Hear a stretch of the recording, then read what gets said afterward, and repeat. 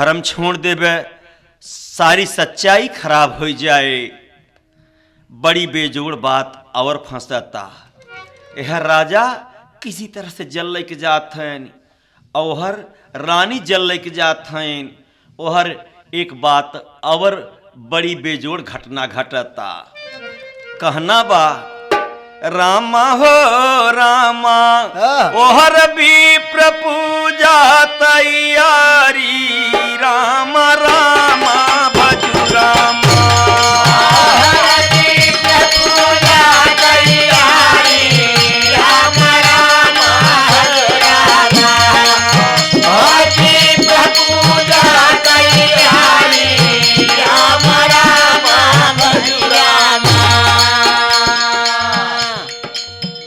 सुने वाले मित्र, रानी लेके जल जब जैसे पहुंचत हैं, अब पहुंची नहीं है घरे पर, और पूजा का तैयारी बा। फिर परीक्षा होता। छोटा सा बच्चा रोहित से कहा जाता, वो धर्म पंडित ब्राह्मण ने बोला कि बेटा जाके बगिया से फूल लियाओ, तुम्हारी अम्मा जल लेके आवत हैं, पूजा करना है। तो हर विप्र पूजा तैयारी, रामा हो रामा, रोहित की भेजा फुलवारी, रामा रामा भजू रामा।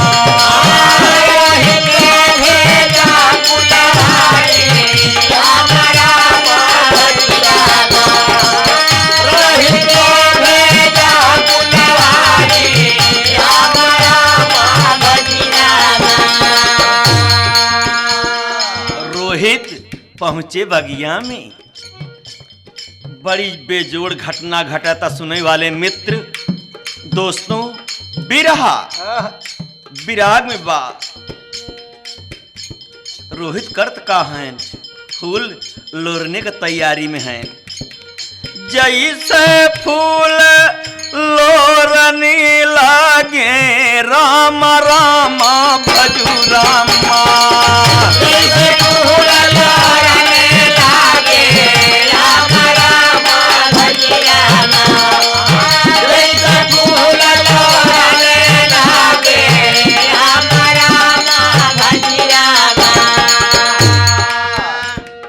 जैसे फूल लोरने लागे, रामा रामा भजू रामा।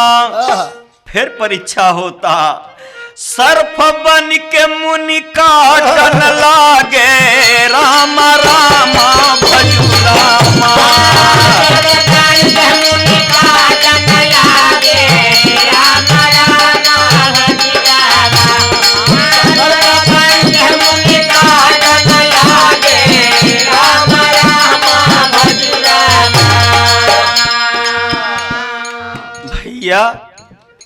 सर्फ बन के जब बच्चा रोहित को काट लिया, रोहित तुरंत गिरा, मूर्छा खा के खत्म हो गया। अब वही मुनि जी फिर परीक्षा लेने के लिए रानी के पास पहुंचे। मुनिवर जाके खबर जनाई, राम राम भजू रामा।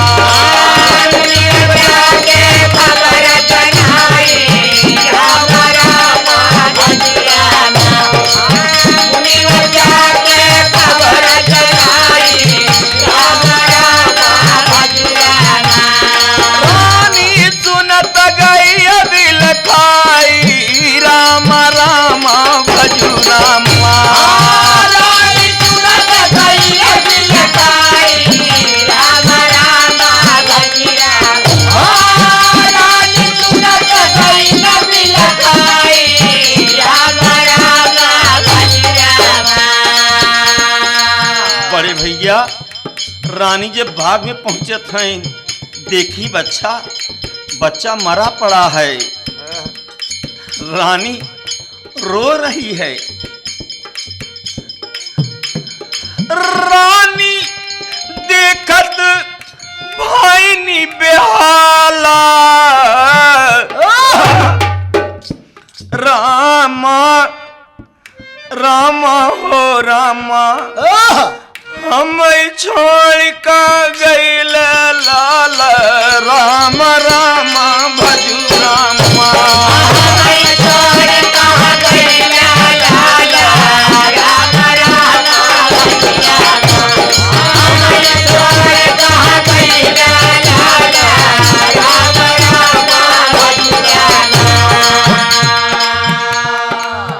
मुन्ना भैया बेटा अब कैसे जिंदा रह हम। इस समय 12 बजे तक रात उठाए के गोद में जिस समय में लेके चली नहीं, ये परीक्षा की बात है। पानी भी बेजोड़ बरस रहा है। लाइक गोद में चल दी रानी राम राम भजू रामा। गोद में चल दी रानी राम राम भजू रामा। गोद में चल दी रानी राम राम भजू रामा। आदि रात बरसता पानी रानी घाट मसानी राम राम भजू रामा। घाट मसानी राम राम भजू रामा। घाट मसानी राम राम भजू रामा। राजा से कुल विपत्ति बताई राम राम भजू रामा।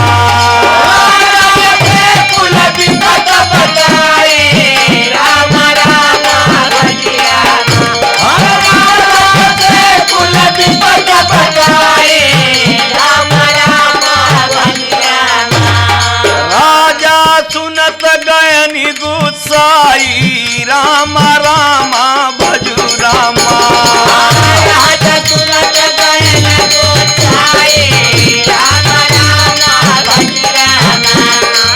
राजा सुनत गयन गुस्साई राम राम भजू रामा। राजा ने कहा कहाँ अरे आप चिन्हत नहीं हैं। रानी बोली कि हमें चिंता ही नहीं है, ये रोहित है ना आपका बच्चा। बारे राजन कहा कैसा बच्चा और कैसी रानी। आप तो उधर भी के हैं, मैं इधर भी का, मेरे पास का है। कहें ये आपका बच्चा है, इनको दफनाना है, बहाना है। हाँ। बोले राजा ना ना ऐसा नहीं होगा, हम अपन ड्यूटी नहीं छोड़ेंगे। रानी रो के फिर कहा रानी का सुना सजनवा ए है आप ला ला ला ये नहीं दफला राजा मारी बात मानी परानी बेच काशी गए।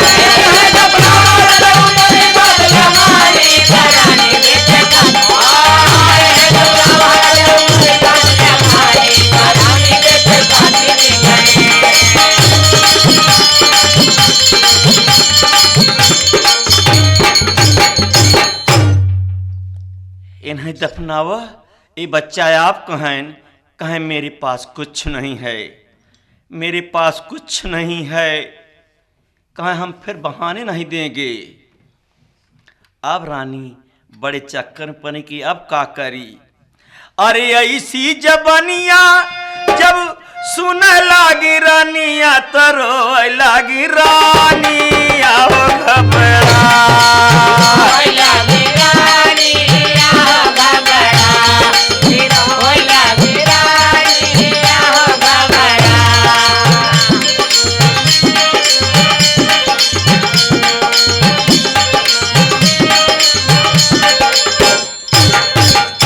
रानी घबरानी अब का करी, अब करत का है रानी। देखिए यहाँ जगह पर सच्चाई के विचार। रानी जिस समय में अपन चुंदरी फाड़ रही है, राजा बोले बिना कर ले, बिना हिया को ये ड्यूटी है मेरी, बिना कर ले अन्न बच्चा हम बहाने नहीं देंगे। और ऐसे बच्चा बिना कफन का, बाप रे बाप, घाटे पर ऐसी बात। जिस समय में रानी चुनरी फाड़ने लगी उस समय ब्रह्मांड ये देख रहा है, प्रभु परमात्मा दाता निराकार प्रभु देख रहा है। फारी के चुनरिया रानी जब बचवा के लपेटाई, फारी के चुनरिया रानी जब बबुआ के लपेट लागी, राजा देखी गाइल हो गुस्सा,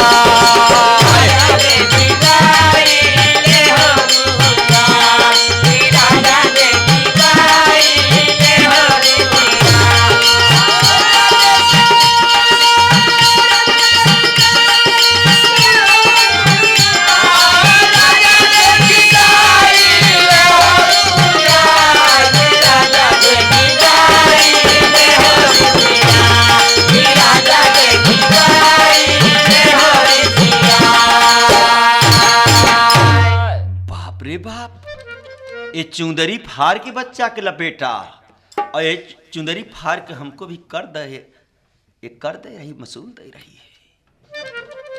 गुस्सा गए राजा। उस समय में तलवार निकारते हैं, खत्म कर दें रानी को। बारे दातार, तेरी महिमा तो अपरंपार है संसार में दातार।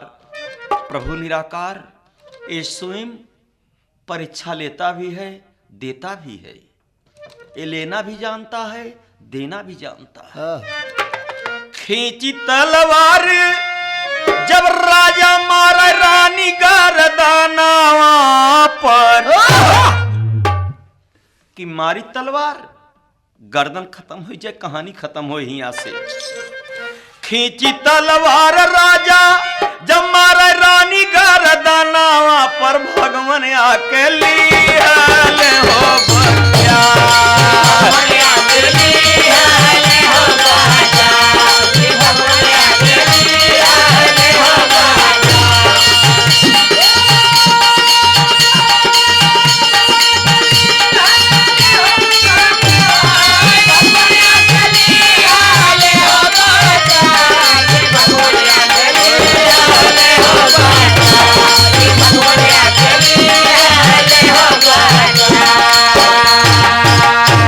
बारे दातार तलवार खींचा, तलवार पकड़ लिया।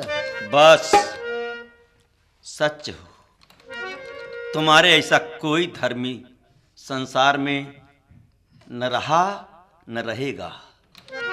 ये प्रभु स्वयं अवतार लेके बोल रहा है, किसी भेष में बोल रहा है। बोले, ये दातार ने कहा मांग लो हमसे कुछ वरदान। मालिक बोले सच्ची जबान, परानी बेच काशी जिन, परानी बेच काशी में गए।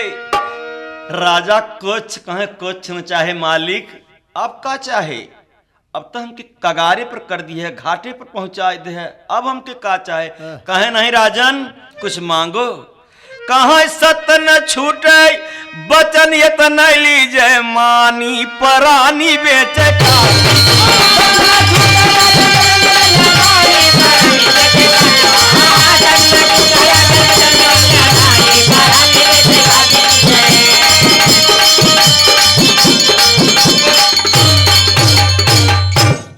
वही समय में राजा रानी प्रभु जी कहा पुकारी जी, सारे दुनिया में चर्चा रही हैं, कीरत गई हैं संसारी जी। सत्य सत्य कभू नहीं होए, कहने लगे बिचारी जी। राजा रानी स्वर्ग गए, राजा रानी स्वर्ग गए, रोहित के किए उपकारी जी। रोहित के जिंदा कई दिहले गद्दी पर बैठारी जी। रोहित के जिंदा कई दिहले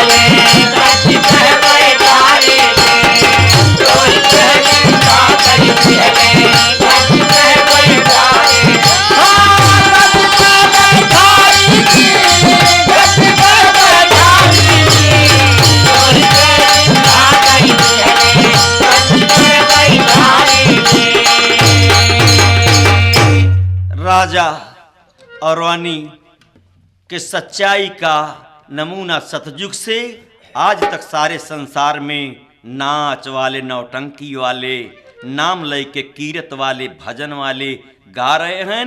रोहित को जिंदा किया, संसार में चर्चा चली। मेरे दोस्तों कहने लगे तो यह सत की सही कहानी,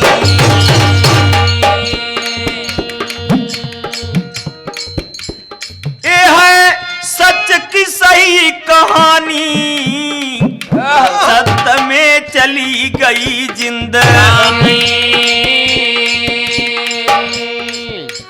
रामा रामा अरे हो मोरे रामा,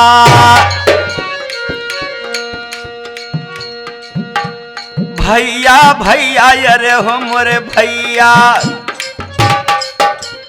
श्रोता सत सुनय सतई बोल पानी हो परानी बेचैया।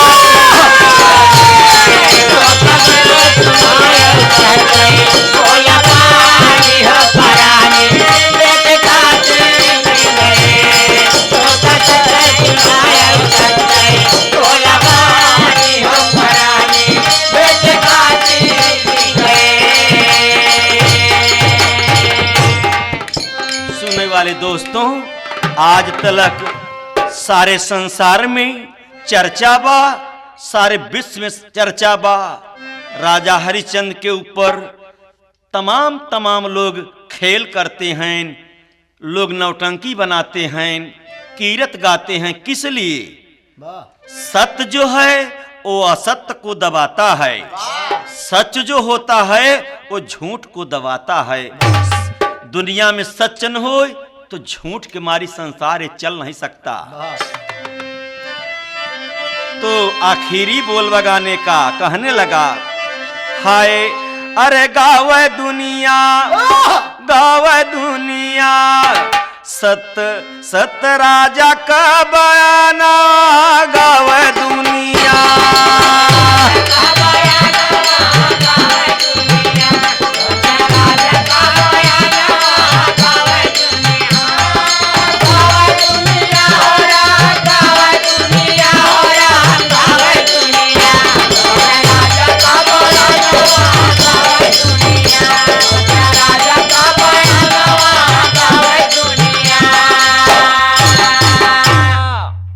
देश विदेश परदेशन में चर्चा हो तब भारी, ऐसा सत्य बोलने वाले आए जब जग उपकारी। राम गावे दुनिया, बाबू गावे दुनिया, जे के जान जग जाना गावे दुनिया।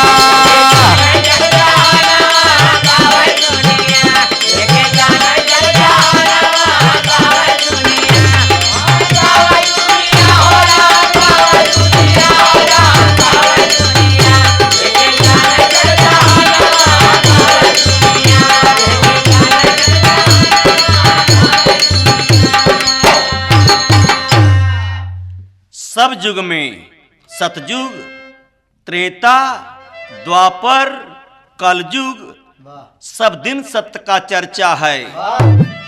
सत्य का चर्चा सतयुग में हरिश्चंद्र कर भैया, त्रेता में सच के कारण रामचंद्र बन बन घूमे सुन गवैया। राम गावे दुनिया, बाबू गावे दुनिया, रहलेन 14 बरिस बानवा गावे दुनिया।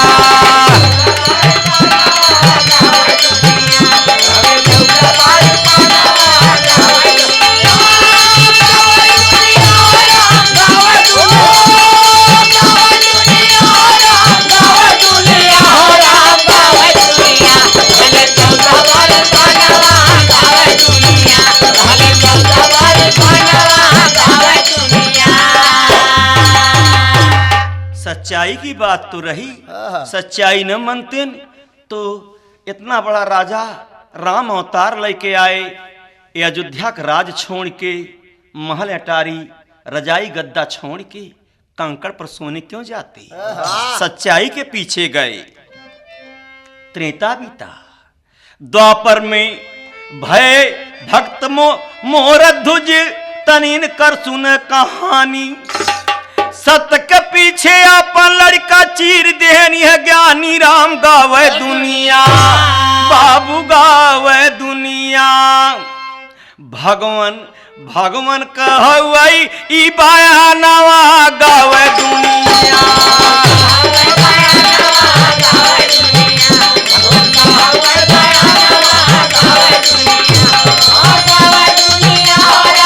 जय हो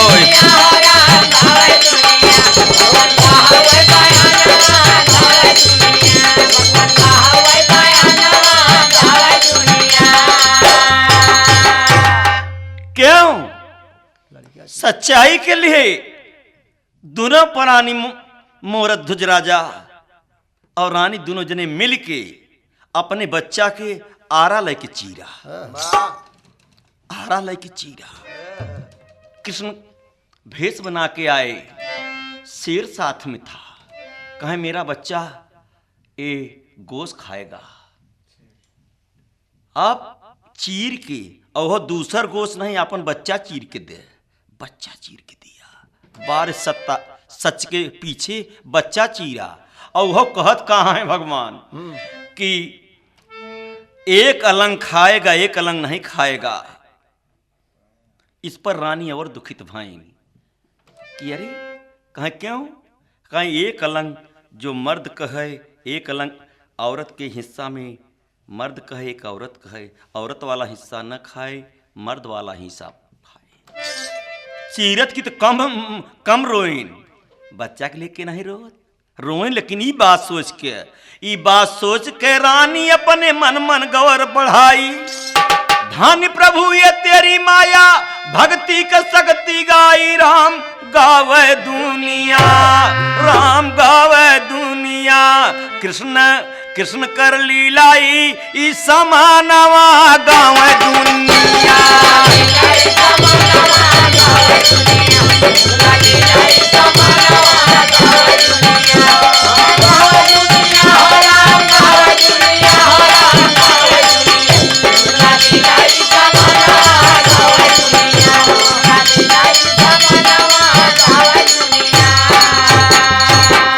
वही समय में कृष्ण भगवान ने कहा बच्चा चीर दिया, खा चुके, अपने बच्चे के बुलाओ। तब रानी फिर रोवत हईन, मोर दूज के क्या बच्चा कहाँ? बच्चा तो खत्म हो गया, कहीं बोल खेल रहा है कहीं। रानी आवाज लगाएं, मेरे लाला, मेरे लाला। बच्चा बाहर से माँ माँ करत कि फिर चला होता। बारे दातार तेरी खेल निराली है, न बनावे में देर है न बिगाड़े में देर है। खेलत हंसत की बच्चा आया, खुशी भई महतारी। ये लीला धर की लीला देख अरे दास कहे लदारी। राम गावे दुनिया जिंदा हो गई लला नवा गावे दुनिया।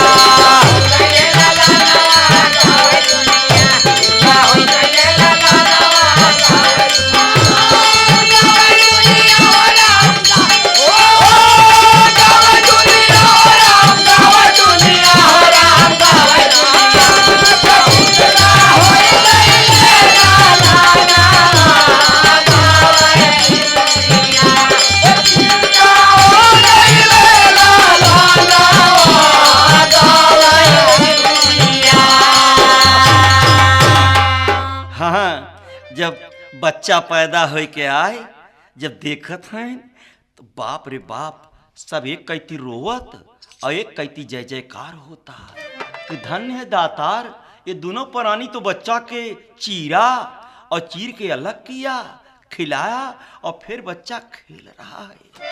ये बच्चा खेल रहा है, अब खुशहाली के मारी जय जयकार होता का बा। कहीं आज पैदा भइलनी फेरी से ललनवाया मर पद गावाई हो। आज पैदा भइले फिर से लाला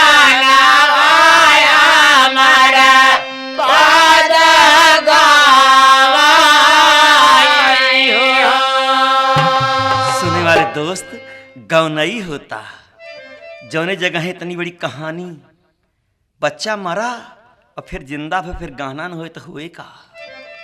ये सच्चाई की जे सुने, सच्चाई पर उतरे, तब जिंदगी के मजा पाए। आज ऐसा परीक्षा नहीं होता। उसी समय में परमात्मा ने स्वयं में आवाज दिया, आकाशवाणी दिया कि कलयुग में ऐसा मत करना, नहीं कोई नहीं करेगा। लेकिन देने वाले की बात है, आप अंदाज लगावाई तो देवता राही राही फूल बरसावाई, प्रभु का गुण गावाई हो। देवता राही राही फूल बरसावाई, प्रभु का गुण गावाई हो। अरे हरि जी का गुण गावाई, प्रभु का गुण गावाई हो। हे अरे भैया आंगन में नाचता लाला नवा, प्रभु का गुण गावाई हो।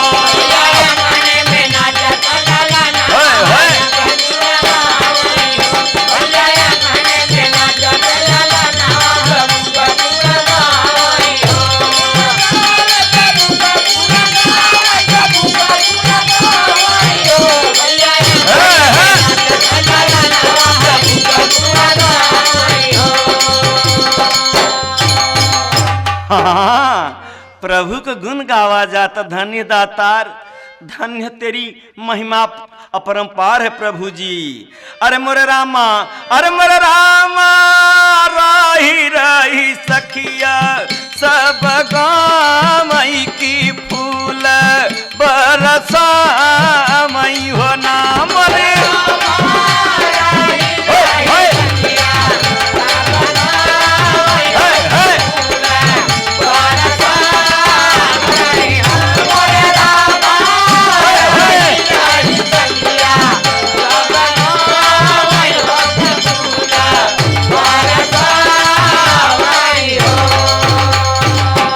अरे मोर रामा सातक विजय, सब दिन भाई लीन विजय, अब हो